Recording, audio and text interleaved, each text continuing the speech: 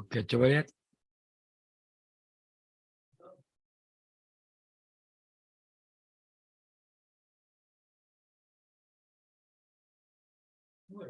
Oke. Suara saya jelas ya teman-teman ya? Jelas Panglima. Oke. Jadi kita kembali melaksanakan pelatihan ini yang terakhir ya.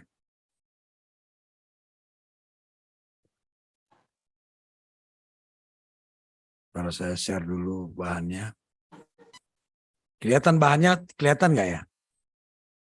Kalian bisa baca ya? Bisa, Panglima. Bisa ya. Jadi kita ke sini aja, sama-sama kita besini.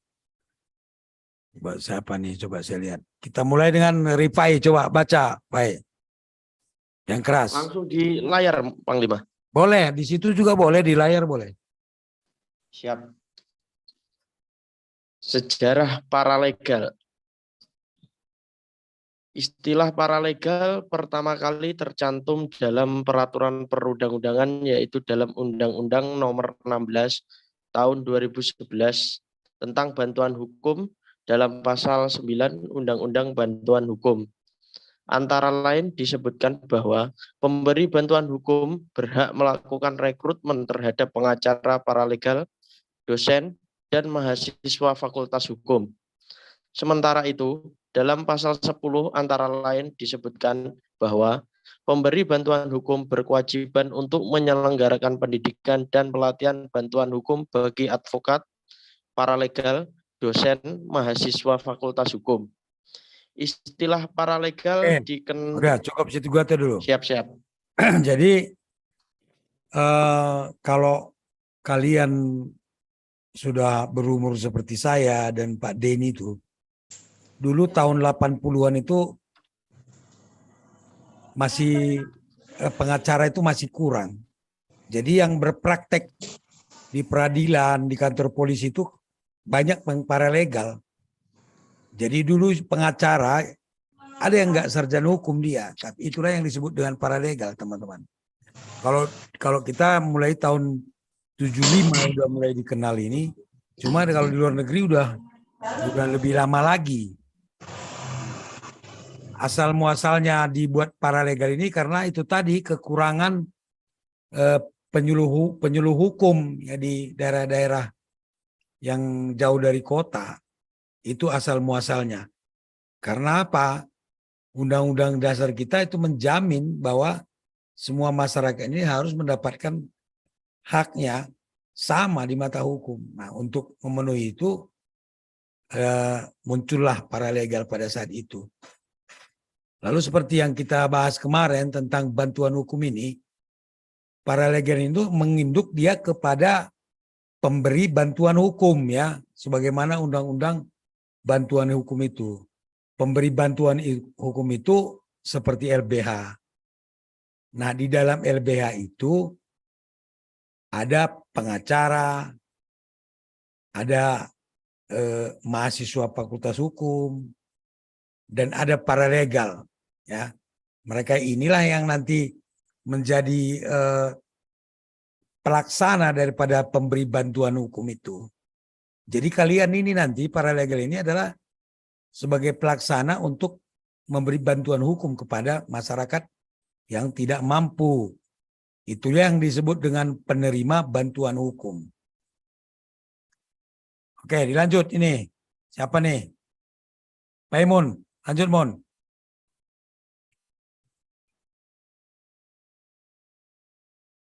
Ayo.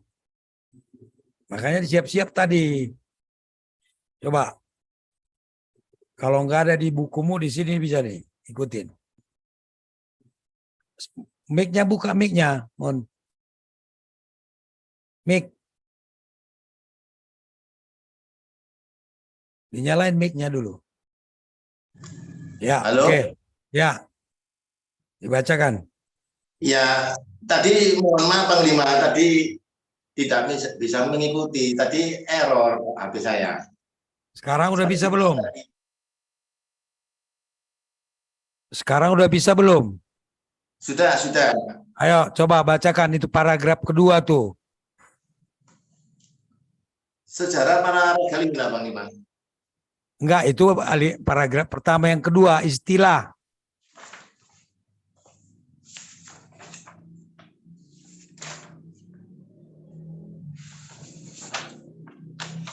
Iya, setelah sejarah paralegal tadi di bawahnya ada istilah paralegal itu, alinea kedua. Siap. Ya, bacakan. Yang lain ikut ya, biar nanti nyambung. Istilah paralegal dikenal di Indonesia pada sekitar tahun 1975. Sebelumnya pada zaman pendudukan Belanda. Paralegal lebih dikenal dengan sebutan pokrol. Pokrol. Pokrol. Gimana? Ya, lanjut. Paralegal awalnya muncul sebagai reaksi atas ketidakberdayaan hukum dan dunia profesi hukum dalam memahami dan menangkap serta memenuhi asumsi sosial yang diperlukan guna mewujudkan hak-hak masyarakat miskin yang secara jelas diakui oleh hukum. Pelaksanaan hak-hak tersebut seringkali hanya bisa dilaksanakan jika asumsi-asumsi sosial tersebut dipenuhi. Terus. Masyarakat mengerti dan memahami hak-hak tersebut.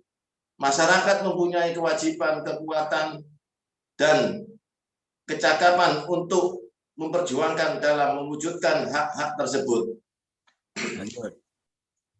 Paralegal ada dan berkembang untuk pemenuhan asumsi-asumsi sosial tersebut. Sepanjang perkembangannya, pada akhirnya paralegal diakui legitimasinya di dalam sistem perundangan di Indonesia, beserta dengan peran dan fungsinya yang harus berkembang sesuai dengan kebutuhan di masyarakat. Oke. Seperti dijabarkan pada poin di atas. Oke, cukup. Nah, jadi ini kan lanjutan dari yang tadi, bahwa paralegal ini muncul karena ketidakberdayaan hukum, ya kan, kekurangan. Jadi seperti kemarin saya jelaskan, seperti dokter ya, dokter itu di desa-desa pada zaman-zaman dulu kan susah nyari dokter.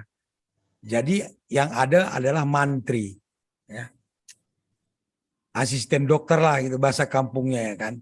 Nah sekarang juga begitu, karena kurang pengacara mungkin di desa-desa, maka diberdayakanlah paralegal ini.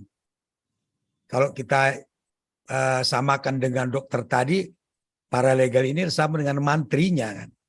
Makanya saya katakan paralegal ini bahkan bisa melebihi pengacara. Jadi kalian jangan membatasi untuk belajar ya. Jangan merasa oh saya cuma paralegal. Kalau perlu kita melebihi pengacara. Karena tugasnya pada dasarnya sama kan. Memberikan bantuan hukum kepada masyarakat-masyarakat yang awam tentang hukum. Nah, awalnya kan hanya sebagai pembantu dia untuk advokat. Namun karena perkembangannya, akhirnya paralegal ini diakui, bahkan dilegitimasi di dalam sistem perundang-undangan kita. Ya, saya berharap kalian nanti setelah lulus paralegal ini disosialisasikan nih kepada masyarakat bahwa ada paralegal yang bisa memberikan bantuan hukum kepada masyarakat, tidak hanya pengacara ya. Paralegal pun bisa memberikan bantuan hukum. Karena banyak juga aparat hukum pun belum paham dengan paralegal ini ya. Dia berpikir bahwa yang bisa memberikan bantuan hukum hanya pengacara. Padahal tidak. Ada yang disebut dengan paralegal. Seperti nanti kalian-kalian ini calon paralegal. Bedanya kemarin kita sudah bahas bahwa kalau paralegal itu dia memberikan bantuan hukum secara non litigasi ya. Walaupun pada dasarnya undang-undang tidak melarang mereka melakukan advokasi secara litigasi ya. Tapi karena ada keputusan Mahkamah Agung itu, maka agak dikurangi kegiatannya untuk bisa tampil beracara di pengadilan. Nah, sekarang kemarin ada muncul peraturan pemerintah yang baru bahwa paralegal pun sudah bisa masuk pengadilan, tapi dia harus didampingi oleh advokat. Jadi kalian juga harus, tentunya kalau mendampingi advokat, kalian harus bisa mengikuti, mengimbangi cara kerja advokat. Begitu ya. Sekarang kita lanjut ke pengertian paralegal. Siapa yang belum nih? Yasir, ayo Sir. Siap, Panglima. Pengertian paralegal.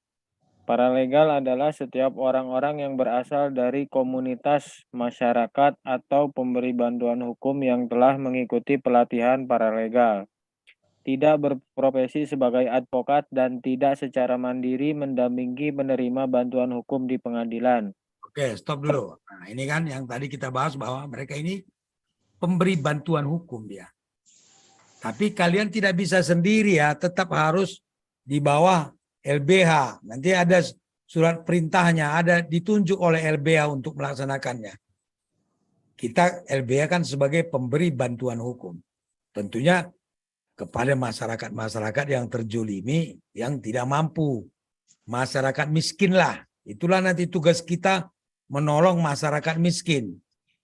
Ya lanjut, Sir.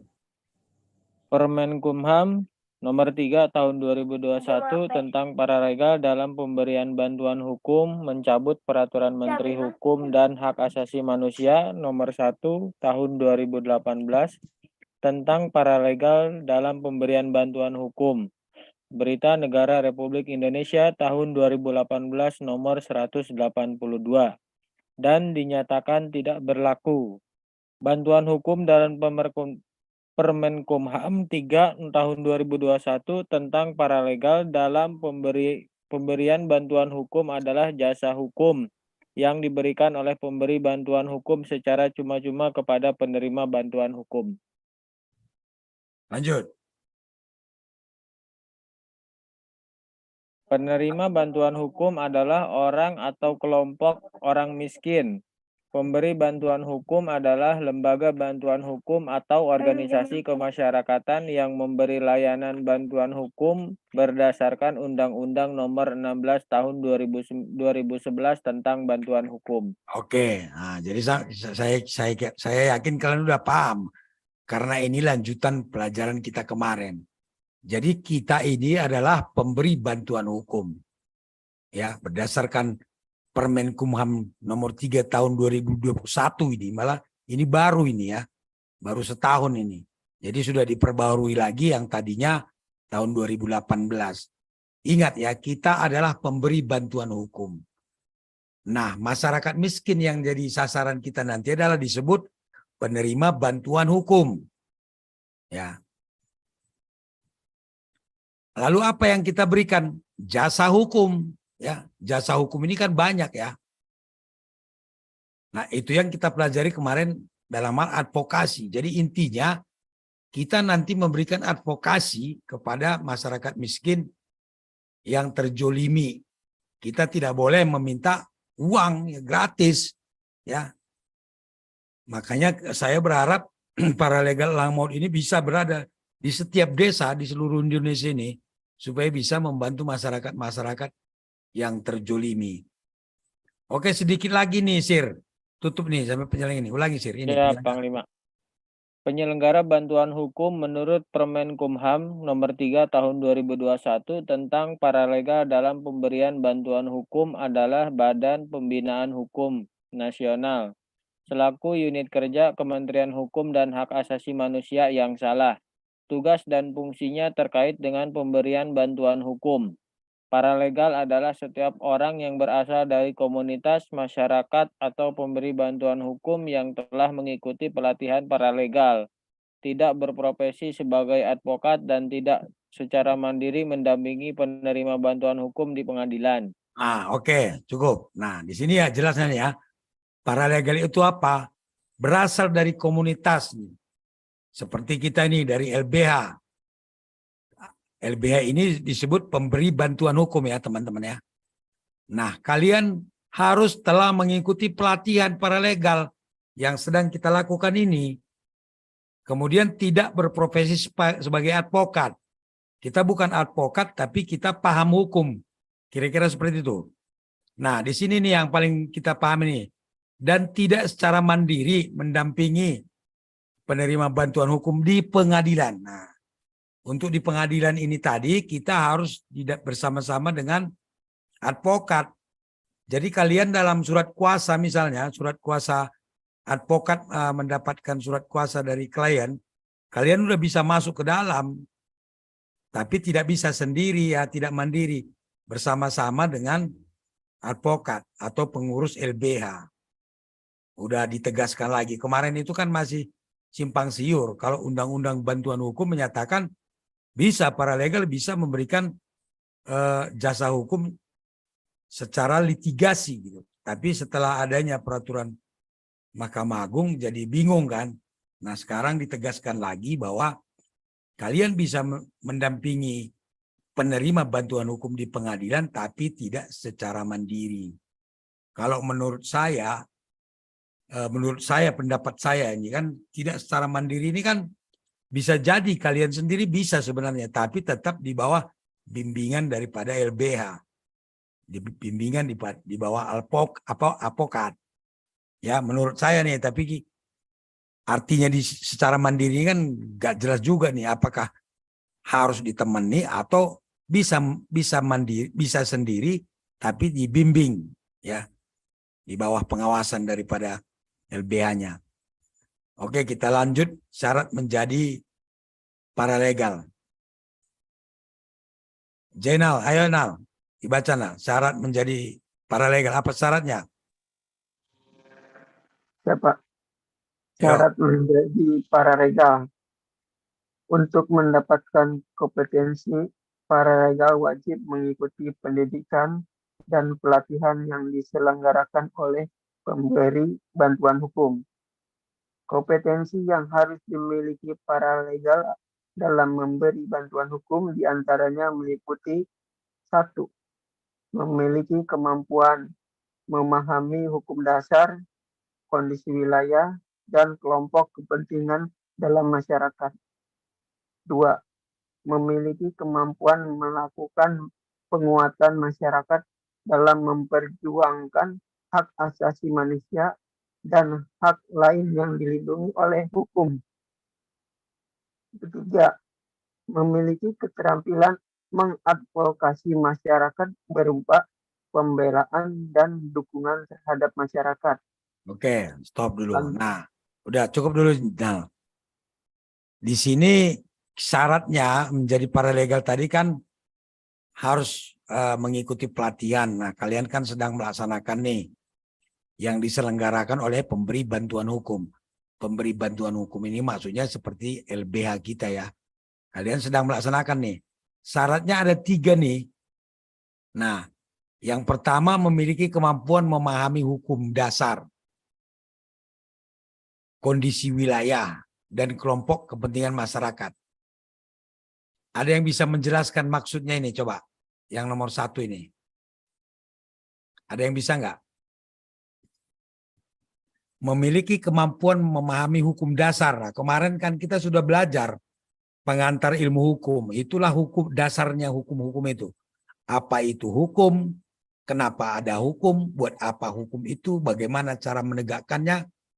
Kemarin kita sudah belajar. Kemudian kalian harus perhatikan juga kondisi wilayahnya, ya. Karena kita ini berbagai macam etnis, kebudayaan dan kebiasaan masyarakat kita berbeda-beda kan di setiap wilayah. Jadi ketika kalian membantu masyarakat, kalian harus lihat kondisinya, ya. Kalau orangnya keras misalnya, ya kita jangan bawa keras jadi ribut kan. Mempelajari situasi kondisi wilayahnya ketika kalian untuk memberikan bantuan itu. Kemudian kelompok yang berkepentingan dalam masyarakat itu Itu juga harus kalian bisa menganalisa supaya jangan jadi bentrok, ya. Intinya keberadaan kita ini, keberadaan paralegal di setiap daerah itu harus menjadi solusi, ya. Ya, jadi kedatangan kita bukan malah bikin ribut, tapi membuat jadi aman, ya, menjadi adem dia. Caranya apa? Kita punya kemampuan dasar hukum. Lalu kita jelaskan, misalnya ada masyarakat berbeda pendapat, ya kan? Nah, kalian bisa menengahi dengan menjelaskan hukumnya seperti apa sih? Ya, jadi kedua belah pihak jadi tahu bahwa mereka, oh saya salah, oh saya benar. Jadi tidak jadi mereka itu bertengkar karena nggak ngerti gitu loh. Itulah tugas paralegal. Kadang-kadang masyarakat kita kan tidak terlalu paham, merasa dia sudah benar. Yang satu juga merasa sudah benar. Kalianlah masuk di situ untuk menjelaskannya supaya jangan jadi lebih besar masalahnya. Kita perkecil. Jadilah solusi di tengah masyarakat.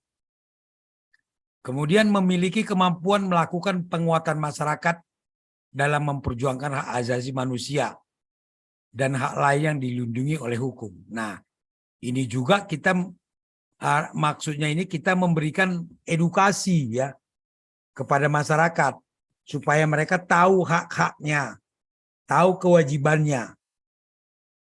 Ya, kadang-kadang kan mereka nggak tahu haknya.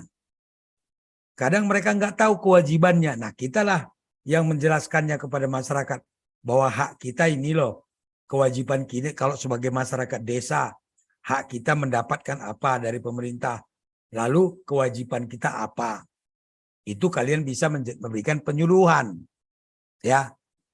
Nah, yang ketiga, memberikan advokasi, pembelaan, ya. Jadi tidak lagi edukasi, lebih dari edukasi, kita sudah bisa membela jadinya kita. Membela masyarakat tentunya yang terjolimi, ya. Karena ketidakmampuannya, karena kekurang pahamannya tentang hukum, sehingga dia dipermainkan orang, ya kan? Sehingga dia dimanfaatkan orang. Nah, tugas kalianlah itu memberikan bantuan kepada mereka supaya jangan dijolimi. Begitu ya. Lanjut. Nal. Pemberdayaan.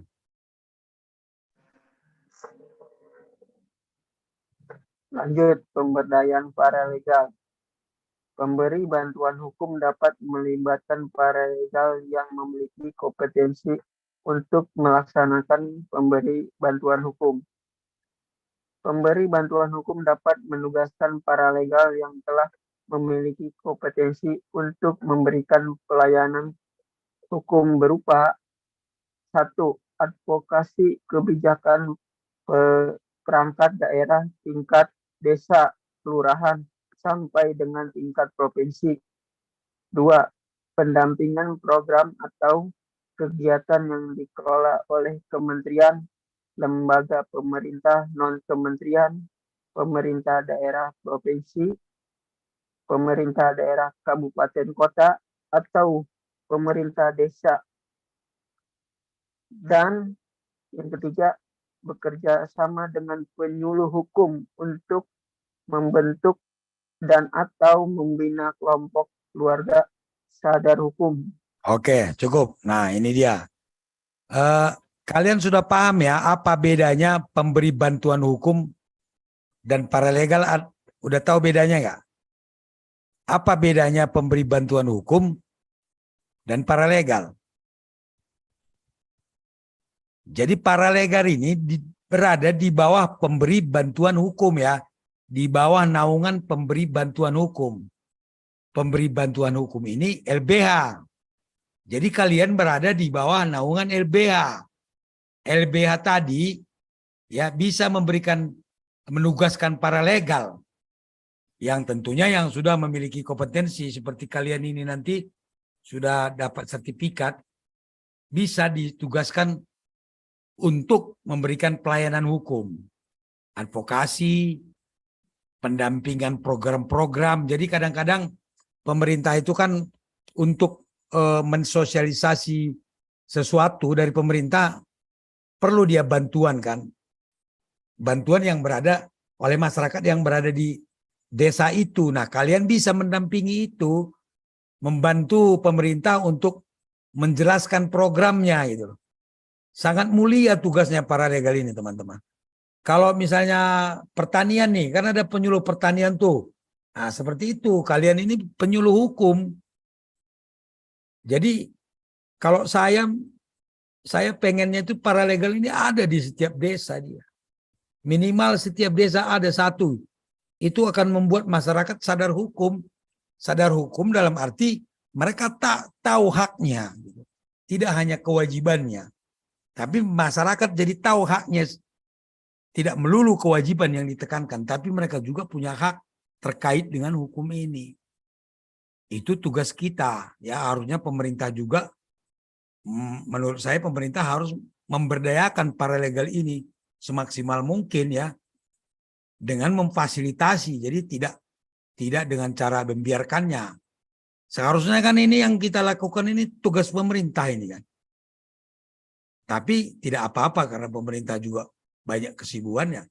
Kita sebagai masyarakat, karena kita sayang negara kita melakukan ini pelatihan paralegal untuk mendidik paralegal agar dapat menjadikan solusi di tengah-tengah masyarakat. Kita lanjut yang dari Banyuasin. Ayo nih. Ayo Pin. Siap. Paralegal dalam melaksanakan tugas wajib menunjukkan kartu identitas yang berlaku dan atau surat tugas. Kartu identitas paralegal berlaku paling lama 3 tahun dan dapat diperpanjang atau dievaluasi oleh pemberi bantuan hukum. Surat tugas hanya berlaku selama paralegal melaksanakan tugas yang diberikan oleh pemberi bantuan hukum.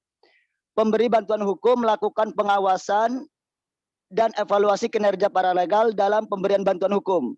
Pemberi bantuan hukum wajib menyampaikan laporan atas hasil pengawasan dan evaluasi terhadap paralegal kepada BPHN. Penyampaian laporan pemberian bantuan hukum kepada BPHN dapat dilakukan secara berkala atau sewaktu-waktu jika diperlukan. Oke, Satu. tunggu dulu. Nah, Siap. ini dia ya. Jadi paralegal itu kalau melaksanakan tugasnya tentunya seperti tadi tetap harus di bawah binaan dari LBH-nya. Diberi surat tugas. Ya. Dan ada kartunya, minimal surat tugas. Kalau tidak punya kartu, dia diberi surat tugas dari LBH. Ya. Kemudian diawasi. Kinerja kalian ini nanti tetap diawasi oleh pemberi bantuan hukum atau LBH, pengurus-pengurusnya itu, pengacara-pengacara itu. Makanya kita buatkan grup WA-nya. Jadi di situ kami tetap bisa mengawasi kalian dan kalian juga kalau ada hal-hal yang perlu ditanyakan bisa kita bahas di grup ya. Itu tujuannya. Karena apa? Nanti ini dilaporkan, tetap akan dilaporkan ke Kementerian Hukum dan HAM. Lanjut, Bin. Siap. 1. Profil paralegal yang meliputi A. Nama lengkap disertai fotokopi kartu tanda penduduk. B. Daftar pengalaman memberikan bantuan hukum. Dan C. Latar belakang pendidikan dengan melampirkan ijazah. Dan D. Surat rekomendasi dari pemberi bantuan hukum. 2. Dalam memberikan bantuan hukum, paralegal berhak A. Mendapatkan peningkatan kapasitas terkait dengan pemberian bantuan hukum. Dan B. Mendapatkan jaminan perlindungan hukum, keamanan, dan keselamatan dalam menjalankan pemberian bantuan hukum. 3. Dalam memberikan bantuan hukum, paralegal wajib melaksanakan bantuan hukum dan pelayanan hukum berdasarkan penugasan dari pemberi bantuan hukum, sesuai dengan ketentuan dan peraturan perundang-undangan dan standar layanan bantuan hukum. Oke, cukup. Nah, ini dia ya. Ini kita dilindungi. Dan kan saya katakan tadi, apa sih payung hukumnya paralegal? Undang-undang bantuan hukum. Nah, di sini juga dijelaskan nih. Mendapatkan peningkatan kapasitas. Jadi kalian tetap akan diberikan ilmu. Jadi tidak berhenti sekarang kan. Seperti saya jelaskan kemarin. Setelah lulus pelatihan pun kalian tetap akan diberikan ilmu tambahan, selalu akan ditambahin dia. Jadi meningkat ya, kapasitas kalian, kemampuan meningkat. Kemudian kalian mendapat jaminan perlindungan hukum, keamanan dan keselamatan. Jadi sama juga dengan advokat, mereka dalam melaksanakan tugas saja harus dilindungi, harus diberi keamanan dan keselamatan oleh negara gitu. Itulah dia pentingnya paralegal ini. Jadi tidak dibiarkan. Kalian kalau misalnya melaksanakan tugas di lapangan, perlu dukungan bantuan keamanan. Undang-undang mengharuskan negara memberikan bantuan keamanan. Dalam hal ini pihak keamanan kan. Menjaga keselamatan kalian ini. Ini bukan kata Bang Beni kan. Kata aturan kita ini ya. Nah, kemudian dalam memberikan bantuan hukum, paralegal wajib melaksanakan bantuan hukumnya. Jadi kalian juga tidak boleh menolak. Ya. Paralegal tidak boleh menolak permintaan bantuan oleh masyarakat. Itulah pentingnya paralegal ini. Kedepannya kita akan tingkatkan terus nih supaya masyarakat paham itu apa itu paralegal. Selain advokat ternyata masih ada juga orang yang bisa dimintai bantuan hukum. Lanjut Ilham. Mana Ilham?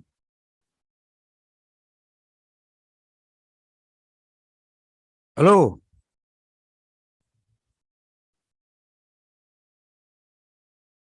Ilham mana ini? Mana orangnya ini?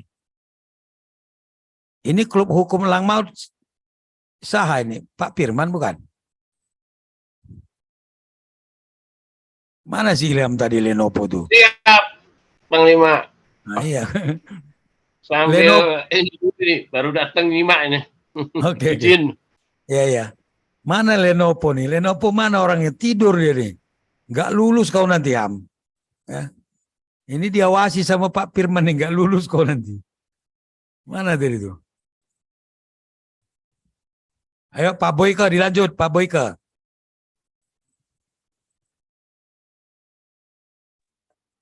Untuk dapat. Komitmen paralegal. Ini yang di atas belum? Di atasnya lagi. Oh ya, untuk dapat direkrut menjadi paralegal harus memenuhi persyaratan sebagai berikut. A. Warga negara Indonesia. B. Berusia paling rendah 18 tahun. C. Memiliki kemampuan membaca dan menulis.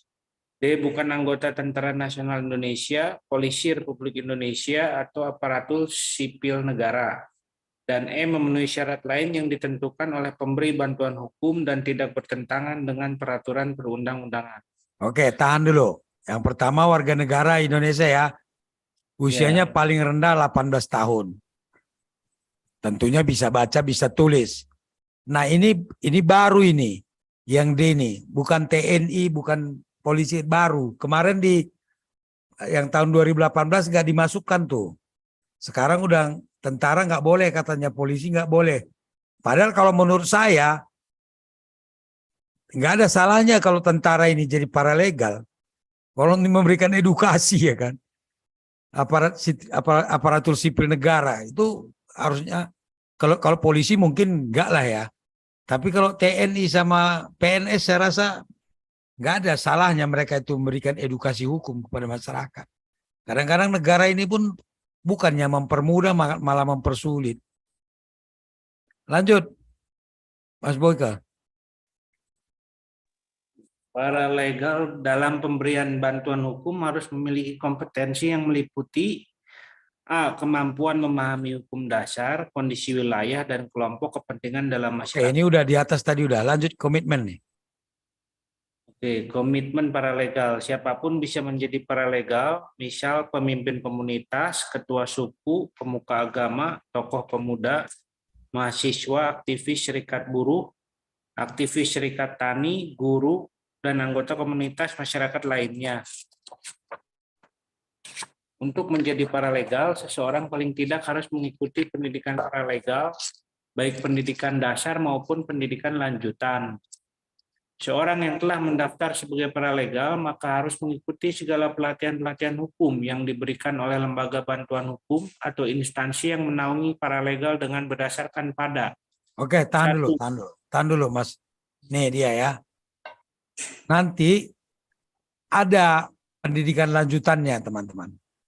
Jadi paralegal ini sekarang kan kita tingkat dasar nih. Nanti ada lanjutan. Lanjutan nanti sudah menjurus dia. Mungkin kalau undang-undang perlindungan konsumen, kemudian lingkungan hidup, buruh. Nanti spesialisasinya kemana kalian ini? Saya mau ngurusin buruh. Nanti kita belajar tentang undang-undang perburuan. Oh, saya mau terkait dengan konsumen. Kita belajar tentang perlindungan konsumen. Jadi lebih terarah dia. Dan kalau untuk class action, kalian bisa melakukan gugatan loh teman-teman ya. Tidak perlu pengacara bisa untuk class action. Misalnya lingkungan hidup nih, rusak. Dibuat pabrik misalnya lingkungan kampung kalian ini. Kalian bisa membuat gugatan sendiri tuh. Mewakili masyarakat. Makanya jangan berhenti belajar ya. Manfaatkan nanti kalau sudah bergabung dengan paralegal ini.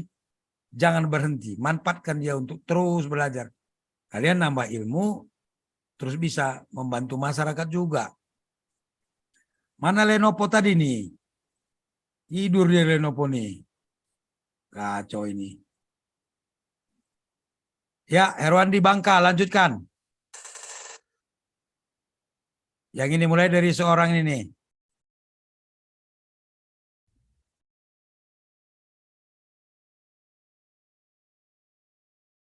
Ayo buka mic-nya, Dik. Seorang paling tidak harus mengikuti pendidikan Bukan ini, bukan ini. Seseorang yang telah mendaftar sebagai paralegal. Seorang yang telah mendaftar sebagai paralegal, maka harus mengikuti segala pelatihan-pelatihan hukum yang diberikan oleh lembaga bantuan hukum atau instansi yang menaungi paralegal dengan berdasarkan pada 1.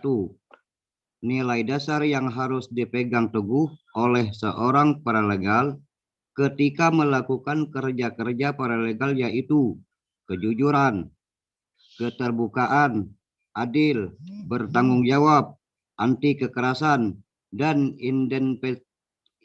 independensi.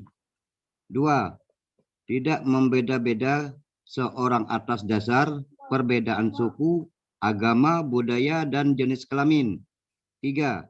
Menjunjung tinggi nilai keadilan, kebenaran, dan hak-hak asasi manusia. 4. Memiliki rasa percaya diri dan keberanian untuk menegakkan keadilan dengan berbagai risiko. 5. Tidak menyalahgunakan peranannya untuk kepentingan pribadi maupun kelompok. Oke, tahan dulu. Nah, ini ya kita sudah baca ini. Tapi saya ingin menegaskan kalian ya. Kita tidak dalam memberikan layanan hukum ya, kita tidak boleh membedakan orang berdasarkan suku, agama, budaya, dan jenis kelamin. Ya, itu harus kita tunjukkan. Siapapun dia kita bela, kita berikan layanan ya teman-teman ya. Jangan bedakan karena suku, agama, budaya, dan ras ya, gender gitu. Enggak. Bencong pun kalian harus bantu juga. Ya karena mereka juga butuh bantuan. Jadi kita tidak bedakan ya teman-teman ya. Kemudian nomor 4 nih, ini harus kalian benar-benar pegang nih yang selalu saya tekankan nih. Karena kuncinya di sini menjadi paralegal nih. Memiliki rasa percaya diri dan keberanian untuk menegakkan keadilan dengan berbagai risiko tuh. Jadi kalian harus percaya diri dan berani menegakkan keadilan itu apapun resikonya. Tentunya ya bukan resiko untuk kita bunuh diri ya konyol, enggak, tentu harus pakai perhitungan. Tadi di atas sudah kita lihat tadi karakter-karakter masyarakatnya seperti apa, kan pertimbangannya ke sana. Tapi kalian harus percaya diri. Kemarin saya sudah cerita tentang pahlawan-pahlawan kita yang berumur masih muda, mereka sudah menjadi pahlawan. Itu karena mereka ingin menegakkan keadilan itu. Ya. Kalau zaman dulu kan perang ya, resikonya matilah. Kalau sekarang kan bukan perang. Kalian tinggal berdebat saja sama orang-orang yang jolim. Berdebat sama aparat penegak hukum kalau mereka tidak memberikan layanan hukum sebagaimana mestinya. Tidak perlu berkelahi atau perang teman-teman, tapi harus percaya diri. Lalu yang kelima nih, tidak menyalahgunakan peranan kalian ini, ya. Mentang-mentang paralegal nanti datang ke kantor desa nakut-nakuti, ya, minta duit. Ah, itu udah nggak benar itu. Mentang-mentang paralegal datang ke perusahaan-perusahaan yang mencemarkan lingkungan, kalian takut-takuti, ah, itu udah salah. Itu namanya kalian bukan paralegal yang amanah. Kalau ada perusahaan tidak menjaga lingkungannya, kalian berikan penyuluhan.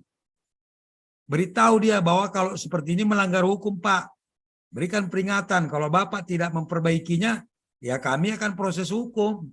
Kami akan buat laporan gitu. Jadi bukan mintain duit ya. Lanjut lagi. Pin.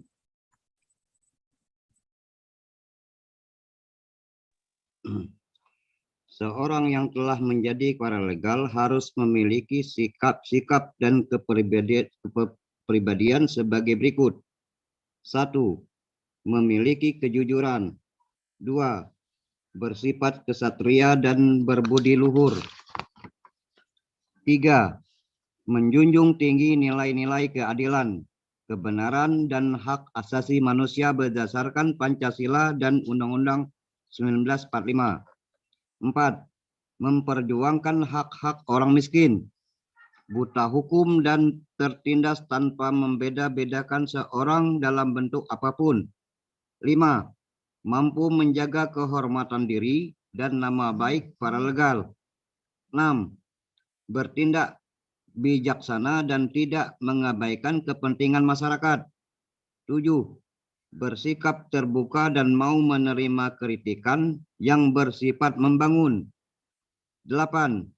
Mampu memperbaiki diri dan meningkatkan kemampuan dalam menjalankan perannya. 9. Berpikir objektif dan mampu melakukan analisa sehingga mendapat memahami masalah yang sebenarnya dan mencari jalan penyelesaian sebaik mungkin. 10. Reaktif dalam memanfaatkan cara-cara etis dan sumber daya yang ada sehingga dapat digunakan untuk membantu masyarakat. 11. Mampu mengalang kerja sama dengan sebagai profesi dalam upaya menemukan masalah yang sebenarnya dan upaya pemecahannya. 12. Dalam mendampingi kasus-kasus yang bersifat keperdataan, sedapat mungkin menyelesaikan secara damai dan menghargai aturan, kebiasaan budaya, dan tata nilai yang berlaku di masyarakat. Oke, tahan. Nah, ini dia teman-teman ya. Nanti ya, ada berapa nih? 1 sampai 12 ya? Ya. Nanti kalian buatkan ini diketik yang bagus ya. Judulnya sikap dan kepribadian paralegal. Ya. Nah, kalau terus kalian tulis nih yang 12 tadi, lalu dibikinkan apanya? Kayak foto itu apa namanya, bingkainya. Ya. Kalian ketik yang bagus, pergi ke tukang apa gitu, bikin tulisan yang bagus. Lalu dibingkai seperti foto, taruh di dinding kalian pinggir itu biar kalian tahu. Itu tugasnya nanti kalau sudah jadi di share di grup. Yang paling bagus nanti dapat hadiah. Ya. Ini kan mulia nih tugas paralegal ini teman-teman. Di sini tadi judulnya tadi nanti kalian buat adalah sikap dan kepribadian paralegal elang maut. 1, ini tulis dia. Paham ya Sirya? Paham, Panglima. Ya, yang lain pun sama itu. Yang lain pun saya suruh kemarin buat itu biar kalian hafal gitu. Kalau misalnya Abri tadi kan Sumpah Prajurit, Sabta Marga katanya. Ini kalian, ini dia. Sikap dan kepribadian paralegal elang maut.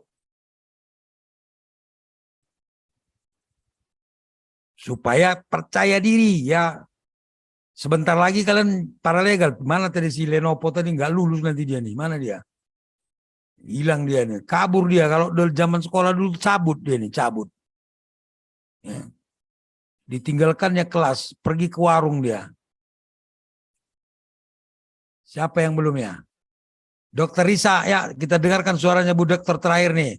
Strategi paralegal. Biar nggak ngantuk tadi, siapa tadi, si Lenopo. Strategi paralegal, pekerjaan lapangan yang berhubungan dengan kasus yang sedang ditangani oleh advokat. Tipe pekerjaan lapangan yaitu yang pertama, wawancara awal dengan atau sesi. Nomor 2, melakukan pencarian fakta. Poin pertama, bukan wawancara, peroleh kopi dari dokumen dan data. Nomor 3, mempersiapkan ringkasan fakta. Yang ketiga, melakukan penelitian hukum dan kasus. Yang keempat, advokat dalam persiapan pengadilan, membandingkan informasi kesesuaian data, memperoleh berkas pendukung. Ya, Bu Dokter suaranya terputus-putus. Sinyalnya jelek kali ya. Mana ini si Lenopo? Udah nggak apa-apa Bu Dokter, suaranya putus-putus suaranya Bu Dokter. Sinyalnya kali. Kembali aja lagi ke ini aja. Kita suruh ya apa nih?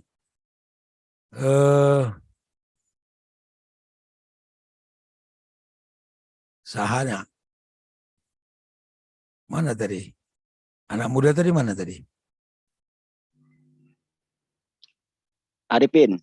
Oh ya, oke Pin. Diulang dari awal atau ulang aja? Ya. Suara dokter tadi putus-putus. Strategi. Strategi paralegal, pekerjaan lapangan yang berhubungan dengan kasus yang sedang ditangani oleh advokat. Tips pekerjaan lapangan yaitu 1.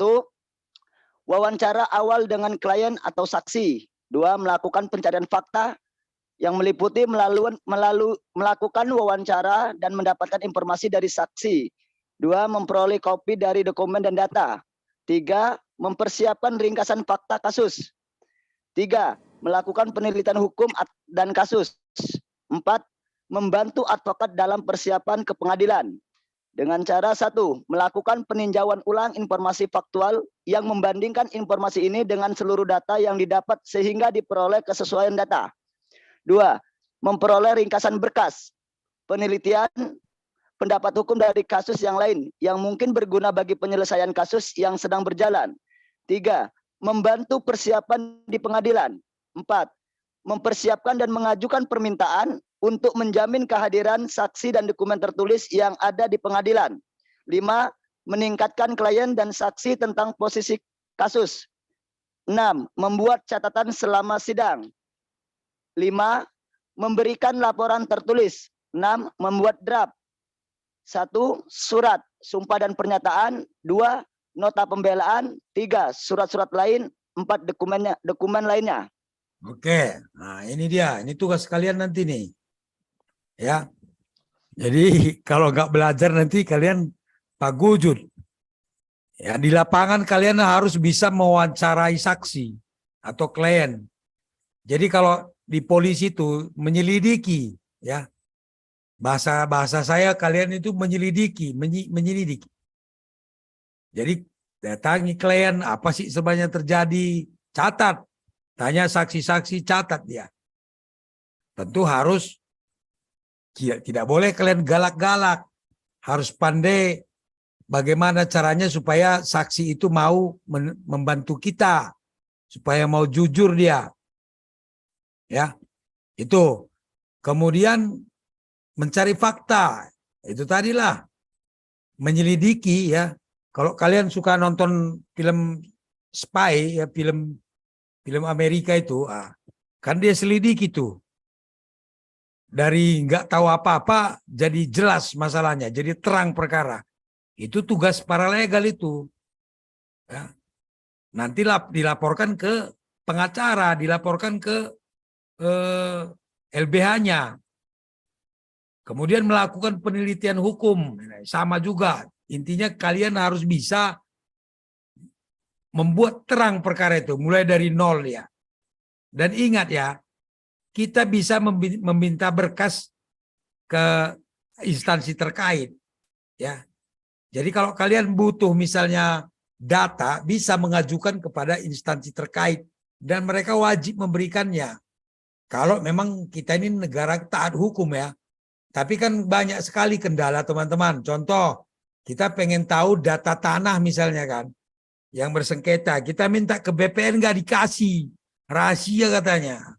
Nah ini kan nggak mendukung dia. Harusnya mereka wajib memberikan itu. Data yang kita butuhkan kalau kita menangani perkara tanah. BPN wajib memberikan datanya. Bukan disumput-sumputin. Nah, harusnya kalau memang benar-benar hukum kita ini berdiri dengan tegak. Kalian sangat bisa dimanfaatkan nih.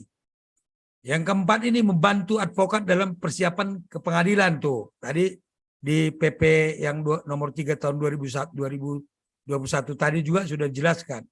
Kalian bisa nanti mendampingi, membantu advokat, mempersiapkan apa yang harus dibutuhkan.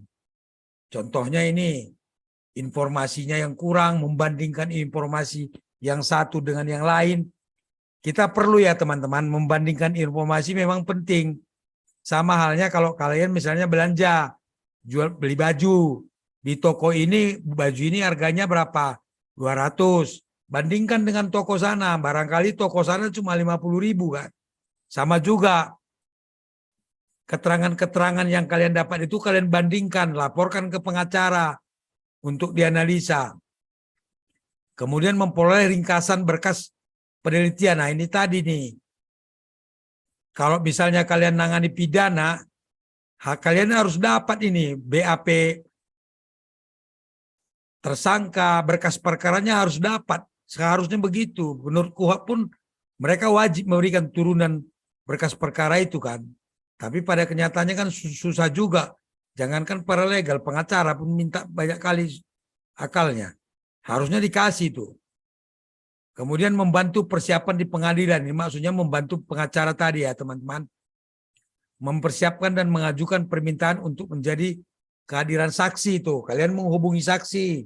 Siapa yang pengacara membutuhkan saksi berapa orang nih.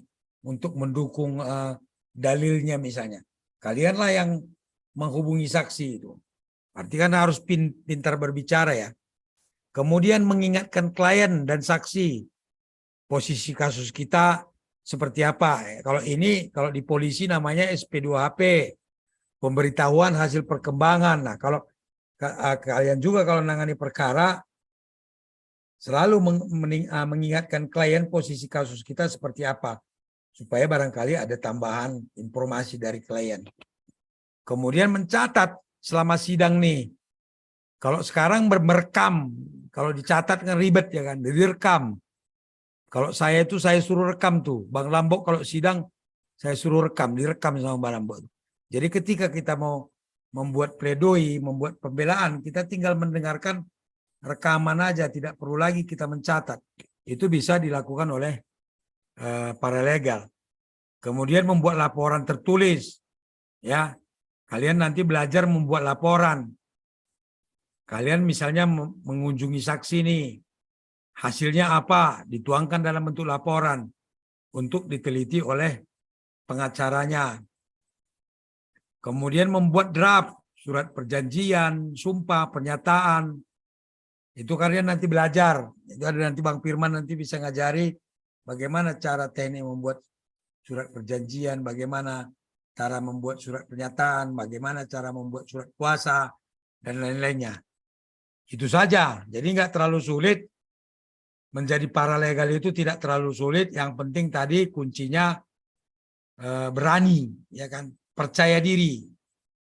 Selainnya bisa berjalan itu, berjalan. Kalau kata pepatah Cina, di jalan ketemu jalan katanya, teman-teman. Coba kalian bisa cerna nggak? Pepatah Cina mengatakan di jalan ketemu jalan. Iya. Kalau kalian nggak ke jalan, nggak ada ketemu jalan lagi. Kalau kita ke jalan nanti ketemu jalan lagi tuh. Oh, rupanya ada gang di sini ya ke rumah gadis cantik itu. Ketemu jalan dia. Oh, setelah di jalan, rupanya ada jalan ke sana nih menuju calon mertua. Itu dia contohnya, jalan ketemu jalan, kata pepatah Cina. Itu teman-teman yang kita bahas kali ini hanya segini aja, nggak banyak kok. Yang penting kalian bisa paham. Ini kemana nih si Lenovo ini nih? Baik, sampai di sini ada yang mau ditanyakan terkait paralegal? Sambil ngopi ya, boleh ngopi. Jangan terlalu tegang juga. Izin Panglima. Ayo Pin, monggo. Yasir Panglima. Oh Yasir ya. Jadi artinya kan tadi gini, yang Panglima sampaikan ya kita sebagai paralegal harus memberikan edukasi hukum ya. Sementara kayak saya sendiri artinya baru pelatihan dasar seperti ini. Ya artinya untuk pribadi aja secara pengetahuan hukum-hukum yang tadi misalkan kayak tentang buruh, tentang masalah lingkungan dan lainnya itu artinya kan kita harus mempelajari gitu loh saat kita mau memberikan penyuluhan. Nah, langkah selanjutnya nih, apa yang harus kita lakukan secara mandiri? Maksudnya secara mandiri itu dalam arti kata apakah mempelajari misalkan kayak buku-buku tentang hukum umum atau misalkan seperti apa, minimal secara pengetahuan dasar hukumnya kita udah tahu nih gitu loh, minimal kan untuk pribadi sendiri gitu kira-kira Panglima. Bagus, pertanyaannya bagus ya. Nah, jadi artinya Yasir ini udah mulai berkembang dia. Sekarang gampang dia. Kalau saya katakan ibarat pohon ya. Ibarat pohon ada cabang, ada ranting, ada daun gitu ya Sir ya. Nah sekarang kalau kita bicara kasus buruh, kau anggap aja undang-undang perburuan itu seperti pohon. Ya. Lalu permasalahannya apa? Tentang apa nih? Tentang gaji misalnya kan. Itu mungkin berada di dalam ranting dia. Gak usah kau bacain semua satu pohon ini ke ranting tadi. Ya. Ke tentang gaji, hak karyawan. Nah, kita nanti kau baca tentang hak karyawan sudah ada itu di undang-undang perburuan itu. Begini ya, teman-teman. Undang-undang itu ada bukunya. Kalau kalian tahu itu ada babnya. Di depan aja sudah kita bisa tahu tuh. Di depan jadi gini ya, triknya membaca buku, teman-teman. Jangan pernah kalian lewatkan tulisan yang di depan itu. Di situ yang kuncinya. Kalian misalnya buka undang-undang perburuan. Undang-undang tenaga kerja misalnya. Di atas sudah ditulis itu. Tentang gaji di mana, halaman berapa. Ya. Tentang hak karyawan sakit di mana, halaman berapa sudah ada. Nah sekarang kalian mau menjelaskan misalnya penyuluhan tentang hak karyawan yang sakit. Ya, Sir. Tinggal buka undang-undang tenaga kerja, di atas cari dia tentang hak karyawan, gaji karyawan, dia berada di buku mana, di bab mana. Buka, ambil di situ, kau menjelaskan tentang hak karyawan tadi, bisa panjang loh Sir. Ya, jangan berpikir, wah ini undang-undang tenaga kerja di banyak banget nih. Jangan begitu, saya juga nggak hafal itu. Tapi kita fokusnya ke rantingnya tadi, cabangnya, daunnya gitu. Kita ambil di situ, nggak banyak. Itu bisa kau ceritakan kepada masyarakat di lingkunganmu, terutama yang dekat-dekat pabrik misalnya. Apa saja hak karyawan itu? Bagaimana kalau karyawan sakit, apakah diberikan gaji? Ada itu, wajib diberikan gaji. Nah, kita di mana diatur? Di Undang-Undang Ketenagakerjaan. Di Undang-Undang Cipta Kerja tadi kemarin sudah ada, cuma kan masih bermasalah lagi tuh. Jadi kita kembali aja ke Undang-Undang Tenaga Kerja. Jadi nggak sulit ya Sir ya. Jangan membayangkan banyak banget nih KUHP ini, wah pasalnya ratusan. Pusing kita nanti. Lihat di atas itu. Kau mau cek kasus apa? Misalnya pelanggaran. Dia buku mana dia? Buku ketiga. Kejahatan, buku kedua. Di dalam buku kedua itu ada lagi dia bagian-bagiannya tentang pencurian, tentang persekongkolan. Nggak sulit. Kalau kamu bayangkan menghafal, Sir, enggak lah, saya juga nggak hafal. Sama dengan dokter, Sir. Ya ini Bu dokter ini kan ada nih. Dokter itu pun nggak hafal dia penyakit itu, Sir. Tapi dia tahu ya berdasarkan indikasi, dari indikasi, oh ini dia batuk nih. Ya gatal tenggorokan, ya kan. Oh berarti indikasinya batuk. Lalu dicarilah obat batuk apa. Intinya kita juga bisa sebenarnya jadi dokter nih. Ya. Misalnya mencret-mencret, ya kan. Mules-mules, susah makan. Nah, berarti dia terkena di bagian perut nih, sakit perut nih. Beli aja obat sakit perut. Itu dia indikasi. Jadi kalau saya katakan dokter itu sama dengan pengacara, sama dengan paralegal. Mereka mendiagnosa. Kalau dokter mendiagnosa suatu penyakit, kalau paralegal pengacara menganalisa suatu kasus. Ini kasus apa nih? Indikasinya apa? Oh ini ngambil barang dia nih. Barang orang diambil. Oh berarti ini pencurian gitu loh. Tinggal kau buka pasal pencurian berapa. Disitulah nanti pasal pencurian 362 sampai 367 atau berapa tuh. Jadi satu-satu kalian bisa memberikan penyuluhan. Kemarin paralegal kita yang dari Babinsa itu sudah berani dia itu. Dia kumpulkan anak muda di desa. Dia menjelaskan tentang tata cara razia polisi lalu lintas. Itu saja kan, tapi bisa panjang dia. Bagaimana tata cara polisi lalu lintas berazia? Yang pertama, mereka harus pakai seragam. Kalau razia lalu lintas tidak boleh pakai preman. Masyarakat kan selama ini nggak tahu. Kalau ada orang razia, ada pelangnya di situ, biarpun pakaian preman, mereka merasa nggak boleh. Kalau razia lalu lintas, harus pakaian dinas dia. Kecuali razia bukan lalu lintas. Kemudian harus ada pelangnya, misalnya kan. Harus ada surat perintahnya. Tidak boleh dilakukan di tikungan.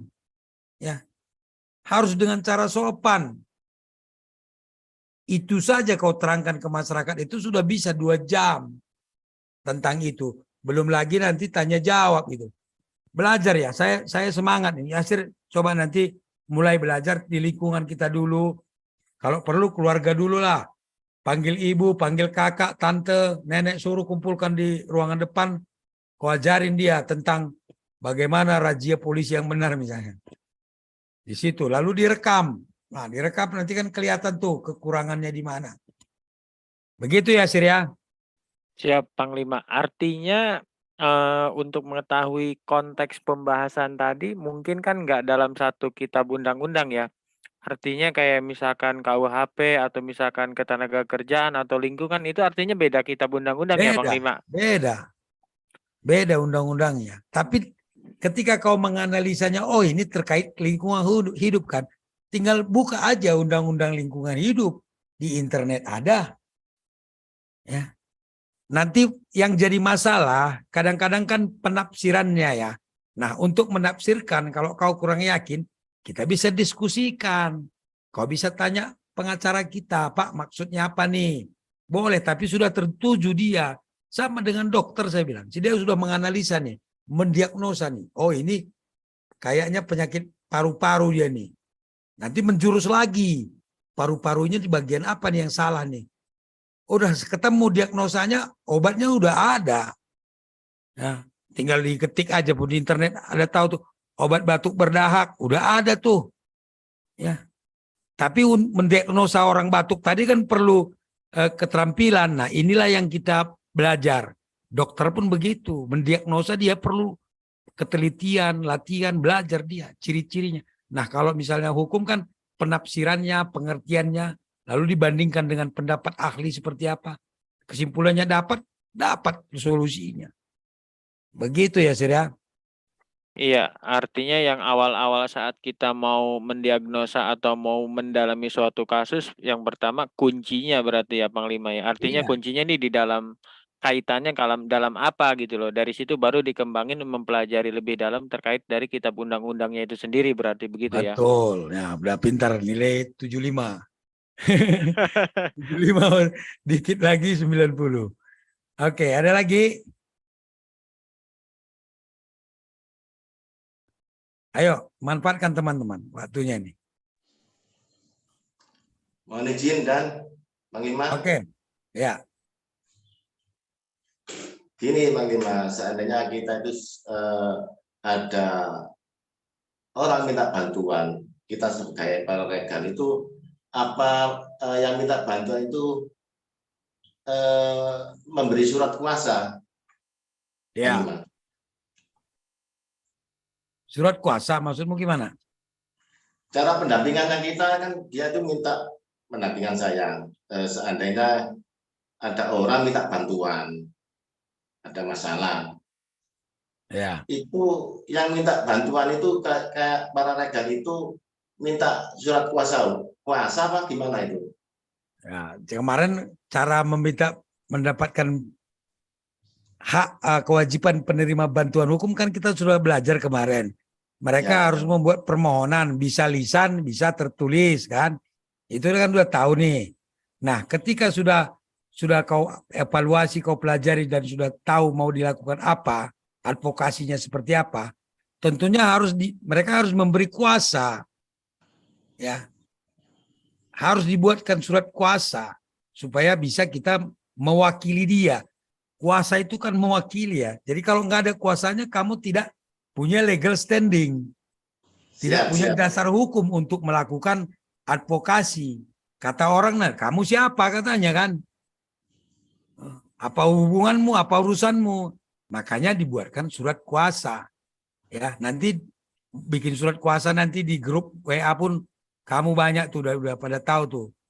Senior-senior paralegal yang lain. Nanti tetap koordinasi ya, intinya tetap tadi sudah jelas harus tetap koordinasi dengan LBH atau pengacara yang ada di LBH itu. Ya. Jadi harus pakai surat kuasa. Jangan jalan sendiri atau saya disuruh Sianu, kau bilang nggak laku. Harus ada kuasanya ya. Siap. Apa kuasa nanti di grup udah bisa belajar. Ketika kau dapat masyarakat minta bantuan hukum dia permohonan. Kalau dia nggak bisa nulis, kalau nggak bisa nulis, kau yang nulis. Tapi tetap ada dasarnya ya. Tidak boleh ngomong-ngomong aja, terus kau gerak gitu. Kalau dia nggak bisa nulis, laporannya yang lisan itu kau tulis, jadi bentuk tulisan. Ya, nanti formatnya saya kasih. Ya. Di paralegal di grup itu anak-anak itu udah tahu format penerimaan laporan masyarakat sudah ada. Lalu format surat kuasanya seperti apa udah ada. Ya. Siap. Oke, yang lain.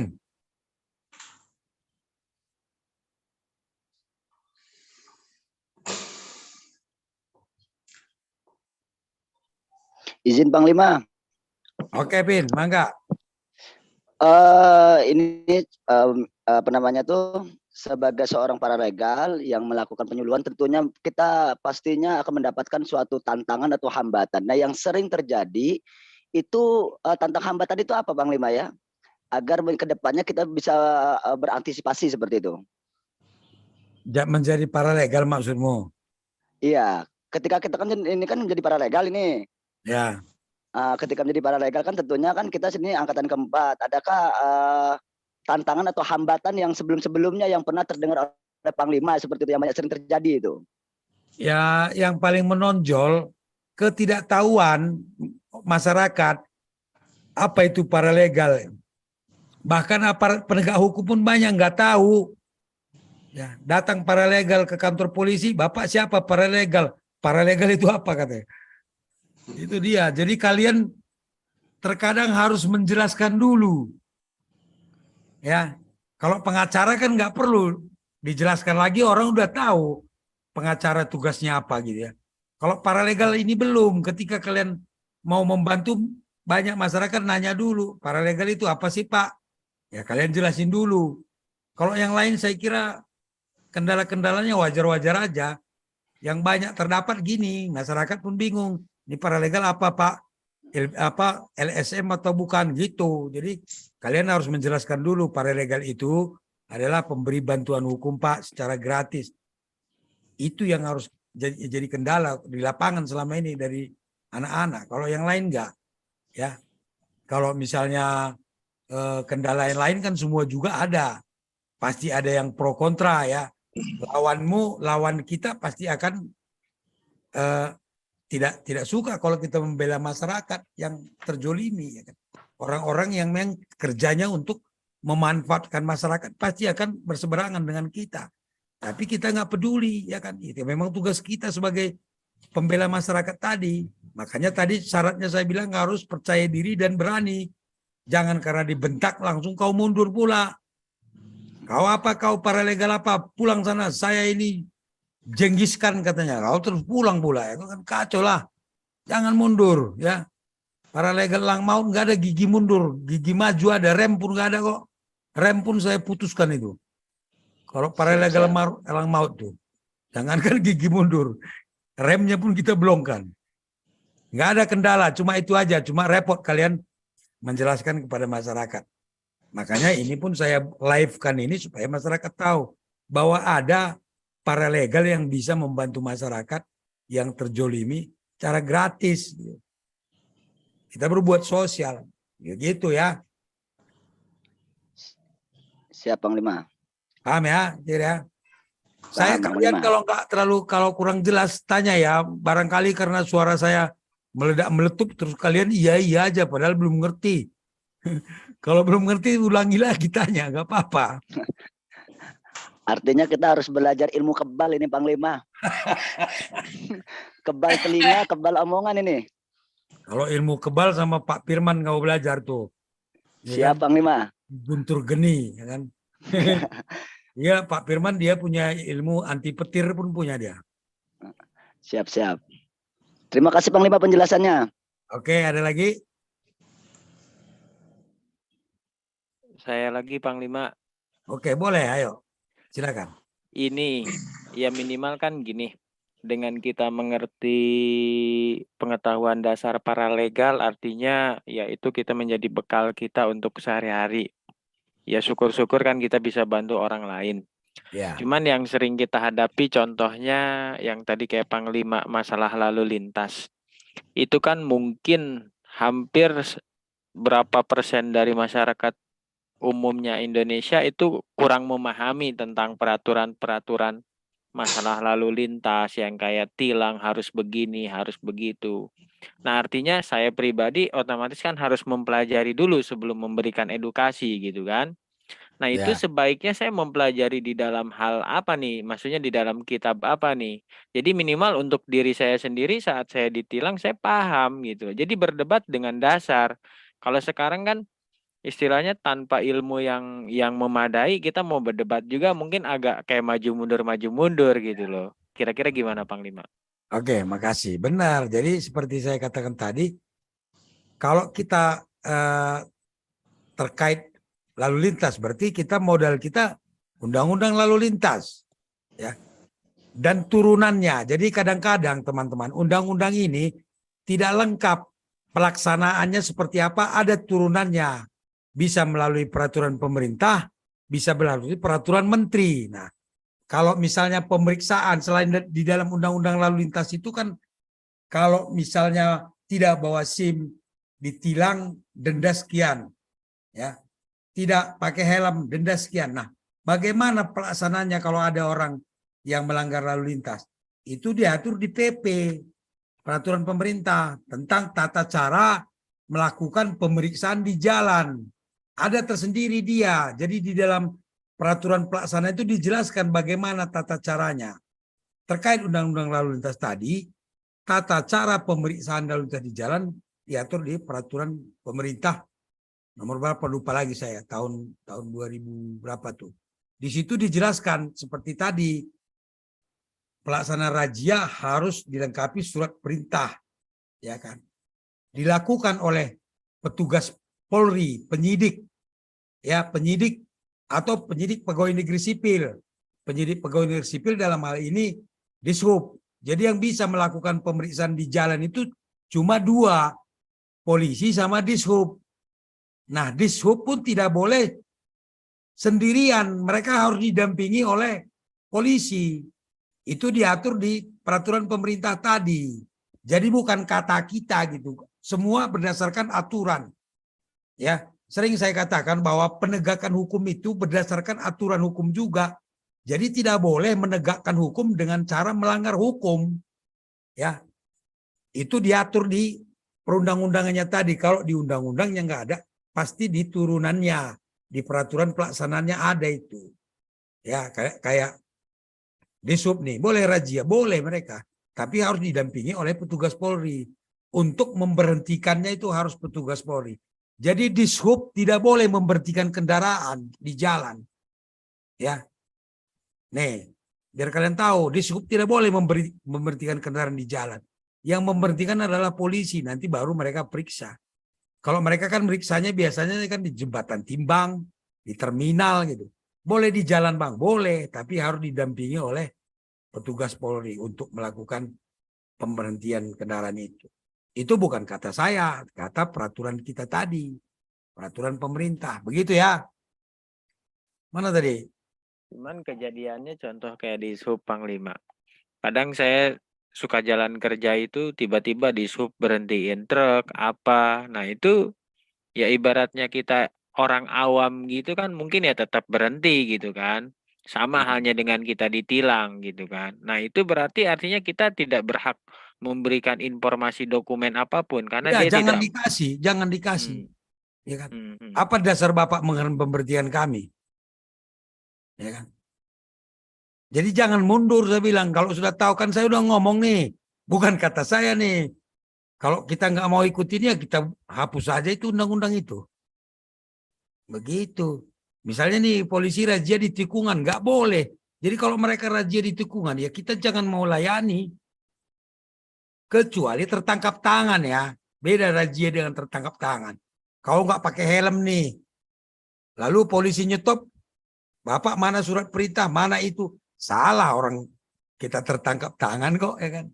Beda ya, kalau razia itu kan orang nggak salah pun diberhentikan. Itu peraturannya seperti itu. Beda halnya dengan tertangkap tangan. Sama dengan pencuri itu. Pencuri tertangkap tangan ya tidak perlu surat perintah polisi nangkapnya. Karena tertangkap tangan. Ya. Ada narkoba di badannya, digeledah ada. Tertangkap tangan, tidak perlu untuk menyita narkoba itu tidak perlu surat izin ketua pengadilan, nanti belakangan. Jadi ada pengecualian kalau dia tertangkap tangan. Tapi secara normal ya semua harus ada surat perintah. Jelas dia. Begitu ya, Ripai. Siapa tadi? Ripai atau siapa? Yasir, Panglima. Makasih, Panglima. Kalau masih ragu, digas terus ya, Yasir. Saya pengen kalian ngerti, jangan nggak ngerti, siap komandan ngerti, padahal nggak blong, paham, tapi bablas, janganlah sia-sia nanti. Siap, Panglima.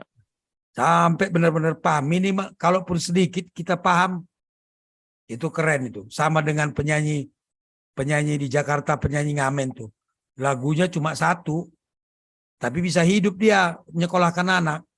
Lagu yang dia hafal cuma 1, tapi setiap ganti bis kan penontonnya beda. Lagunya itu aja. Nah, kalian pun kalau paham satu hal nih tentang lalu lintas saja kalian udah meletek di kepala itu. Wah, banyak sekali manfaatnya untuk masyarakat tuh. Ya. Enggak usah, saya cuma tahu sedikit. Sedikit kalau kita kuasai. Siapa dengan tadi? Satu lagu tapi enak didengar. Bahkan kadang-kadang berulang-ulang orang mau dengerin kan. Apalagi pengamen ganti-ganti bis. Ya. Sedikit kita 4 kali kita pertemuan. Tapi saya harap kalian ini berubah nanti cara berpikirnya. Ya. Yang penting cara berpikir kalian berubah dulu. Nanti berkembang itu. Ya. Ilmu pengetahuan itu akan berkembang. Tapi kalau pikiran kalian masih tertutup selama ini, ya nggak akan terbuka. Ini kan sudah kita buka nih. Oh ternyata begini ya. Lalu berkembang tuh. Seperti pepatah Cina tadi. Di jalan ketemu jalan. Ada lagi? Izin Panglima. Oke, Pak Denny. Ya. Mangga.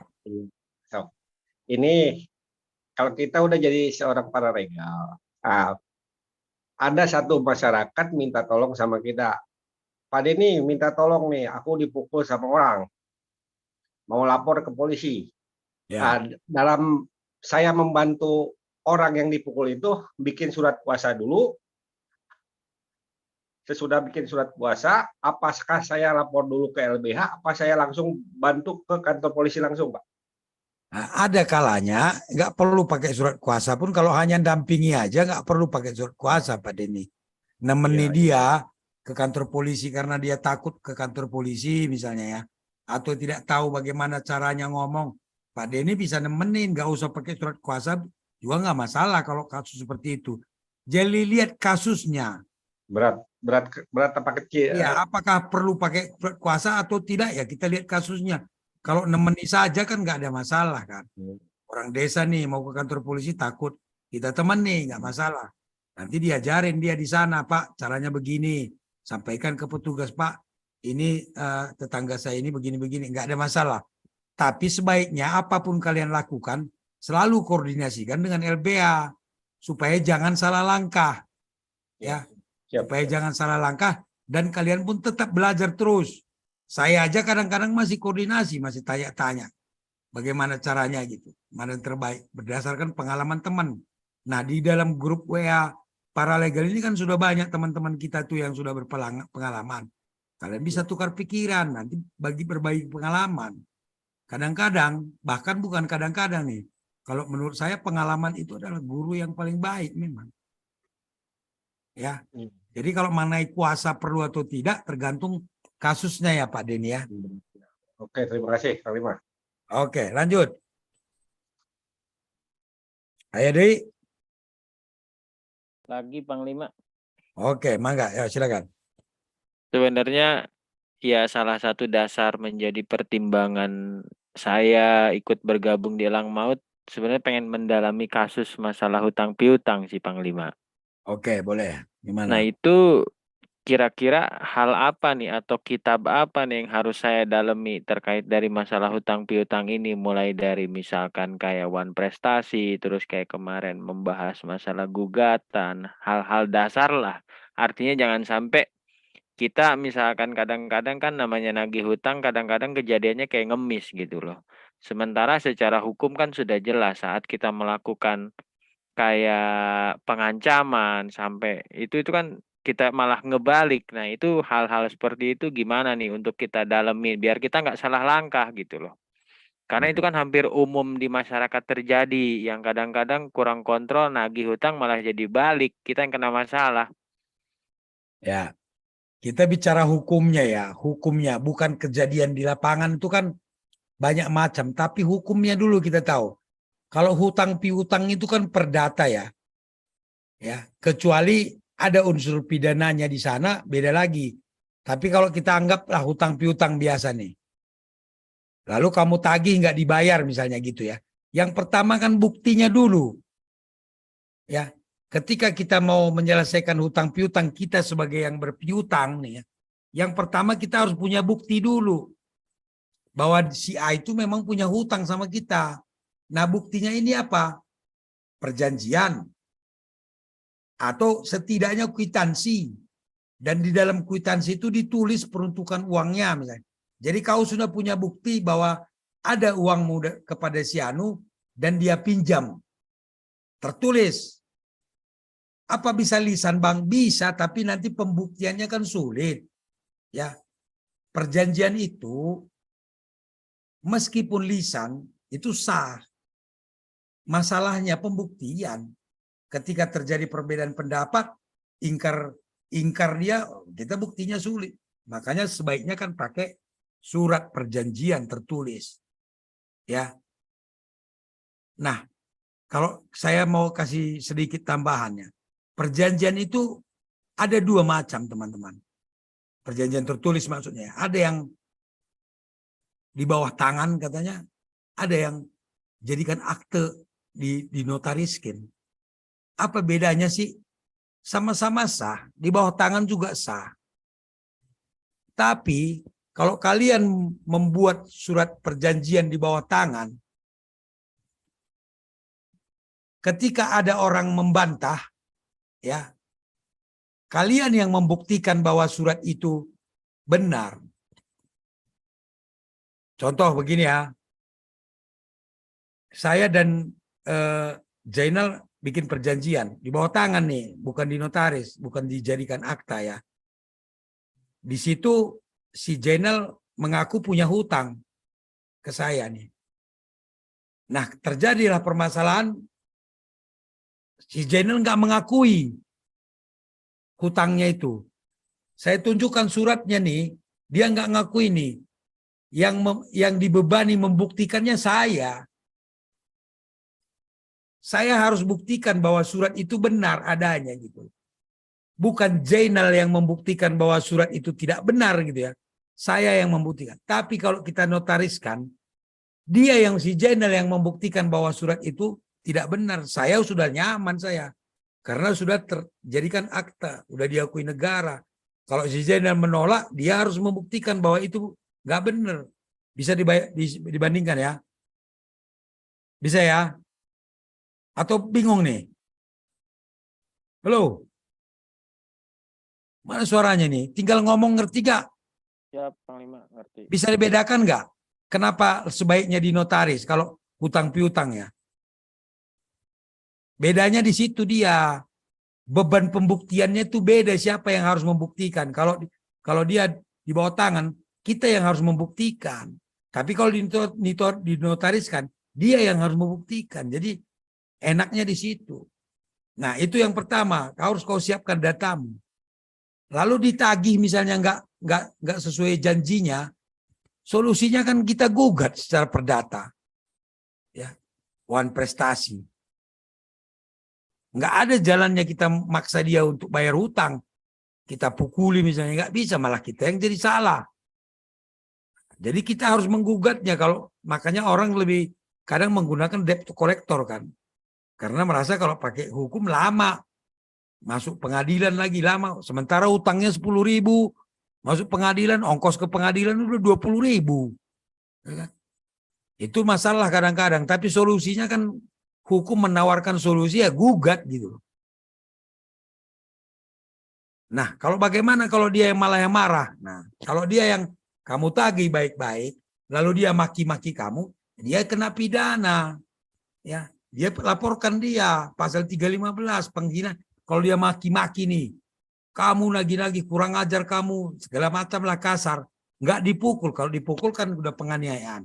Kalau dimaki-maki bisa kita laporkan pasal 315 penghinaan ringan. Masalahnya nanti polisi mau nggak nanganinya dengan kasus sepele gitu. Ini hukumnya ya, hukumnya seperti itu. Tapi penegakannya kan kadang-kadang kita kecewa kan. Makanya sering saya katakan, kalau hukum ini tegak, ya tegak, maka manusia ini akan jadi sederajat. Nggak akan ada lagi beda si miskin dan si kaya. Nggak ada lagi orang si pintar, si bodoh. Nggak sama semua di mata hukum. Kalau hukum tegak, kita ketipu 200.000. Ketipu nih ya, bukan tukang piutang. Lalu kita laporkan polisi, ditangkap orangnya, dihukum. Tegak hukum kan. Tapi sekarang kau rugi 200.000, kau laporkan ke polisi, biayanya pun sudah lebih dari 2 juta pula bolak-balik. Kau laporkan sepedamu hilang. Lapor ke kantor polisi. Pak, sepeda saya hilang. Berapa harga sepeda Bapak? 500.000. Diselidiki, pelakunya lari ke Surabaya. Ongkos ke Surabaya udah 2 juta. Ya udahlah, kalau saya polisinya udah kasih aja lah uang 500 sama kamu beli sepeda baru. Itulah akhirnya hukum tadi nggak tegak kan. Kemarin kita sudah bahas, harusnya hukum itu meskipun lagi runtuh, hukum harus tegak. Berapapun biayanya. Dan ditanggung negara harusnya ya. Coba kalian lihat di film-film itu. Orang melanggar lalu lintas saja dikejar pakai helikopter. Nggak dilepaskan kan. Itulah karena mereka memang sudah menegakkan hukum itu, apapun yang resiko, hukum harus tegak supaya kedepannya orang tidak melanggar hukum. Kalau sekarang orang nipu 200.000, tapi dibiarin, wah jadi penipu lah semua. Kalau yang ditipunya ribuan orang udah berapa miliar tuh. Kepastian hukum, kembali dia masalahnya kepastian itu. Tapi hukumnya sebenarnya sudah bagus. Orang nggak bayar hutang, bagaimana solusinya? Sudah bagus. Tapi penegakannya tidak ada kepastian. Ada orang pencemaran nama baik, diproses. Ada lagi di sana pencemaran nama baik, nggak diproses. Nggak ada kepastian hukum. Itu masalahnya. Nah, kita sebagai paralegal mulailah mensosialisasikan supaya masyarakat paham hak dia di dalam hukum dan kewajibannya. Mudah-mudahan dengan begitu kan lambat laun negara kita menjadi lebih bagus dalam penegakan hukum. Itu tujuan kita, teman-teman. Kepastian hukum kita ini belum puas lah kita. Saya sendiri belum puas. Belum lagi seperti kalau KUHP itu, teman-teman. KUHP ini terjemahannya kan cuma dua. Ada terjemahan Susilo, ada terjemahan Mulyatno. Karena KUHP ini terjemahan dari bahasa Belanda kan. KUHP zaman Belanda itu.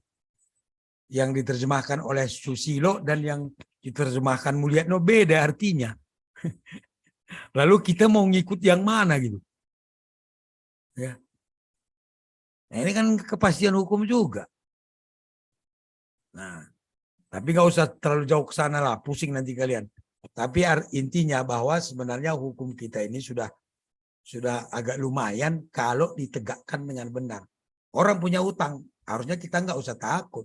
Ketika kita laporkan ke negara, negara akan memproses, orang itu harus mengembalikan uang kita. Harusnya kan begitu. Saya berharap suatu hari negara kita ini akan memberikan keadilan kepada kita tanpa harus berjuang. Harusnya masyarakat tidak perlu berjuang untuk mendapatkan keadilan. Tapi negara memang wajib memberikan keadilan kepada warganya tanpa harus berjuang. Sekarang kan kita masih berjuang. Bahkan berjuang pun kadang-kadang gagal. Tapi tetap semangat ya, mana tadi? Rifai itu siapa tadi? Yasir ya? Siap, Panglima. Kita harus tetap optimis. Kalau kita nggak semangat, siapa yang nanti mau majukan negara ini? Ya, mudah-mudahan kedepannya negara kita makin maju. Majapahit itu berdiri kurang lebih 300 tahun nih. Bubar. Majapahit yang segitu hebatnya, ya kan, bubar.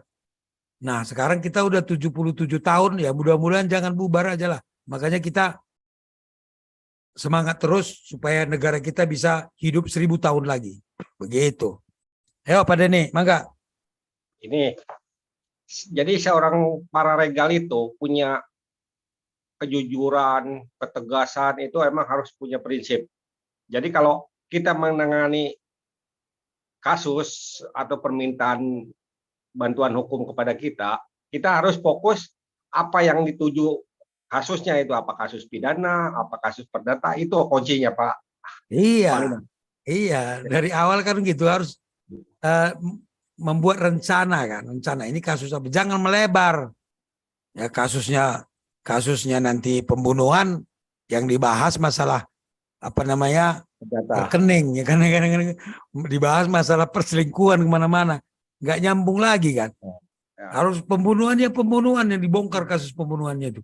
Bukan yang kemana-mana, yang nggak ada hubungannya dibahas-bahas. Pusing nggak tamat-tamat nanti kita. 340, 338 larinya ke pelecehan seksual. Nah, kemana-mana kan udah. Jadi pusing juga itu hakim itu. Gimana menentuinnya? Ya, apalagi penegak hukum. Ya, itu kan tergantung hakimnya sebenarnya. Kalau dia nggak mau bahas kan bisa juga. Dia pun mungkin hakim pun menikmati juga biar rame ya kan. Iya betul. Biar masyarakat ini berpendapat lah semua. Akhirnya pusing sendiri. Banyak juga yang komentar itu di Bangka itu katanya hakim itu bisa masuk angin itu katanya. Disebar itu sama pasir. Ya kita berpikiran positif aja lah. Ya. Kita Kita sih dengerin aja, cuman iya aja. mudah-mudahan semua punya hati, ya kan? Iya. Hakim punya hati, jaksa punya hati, pengacara punya hati, sehingga dalam persidangan itu akan ditemukan kebenaran yang sebenarnya gitu. Benar, saudara, ya. Ya kan? Kalau nanti dihukum orang nggak benar kan salah. Dilepaskan orang dengan cara nggak benar ya salah juga. Jadi ya mudah-mudahan tidaklah, kita percayakan aja. Ya, Ada lagi teman-teman? Makasih Panglima. Oke, kalau tidak ada lagi kita tutup. Malam ini kalian istirahat, besok akan saya share tugas apa yang harus kalian lakukan. Nggak banyak kok, hanya cuma saya minta tulis tangan supaya jangan saling contek-contekan. Dan jangan lupa Tanda tadi tangan, ya. Panglima.